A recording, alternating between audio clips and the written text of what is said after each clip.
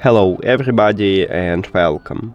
In this video I'm going to show you how to pair your earbuds EARFUN Air 2 with your PC.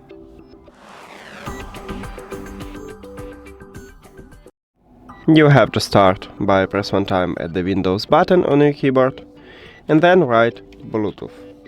If you see Bluetooth and other devices, press this line or click Enter.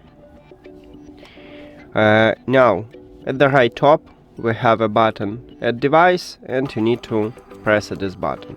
If you have Windows 10, you will have this button at the top.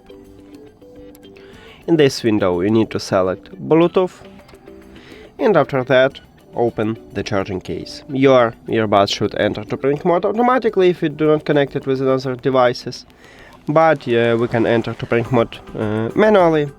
At the bottom, near to USB-C port, we have connectional button. You need to press and hold until the LED lights start blinking blue, like what I have right now at the earbuds.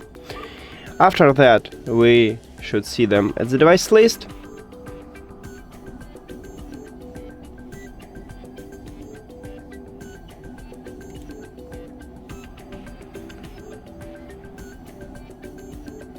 Okay, we have it. Click at your earbuds.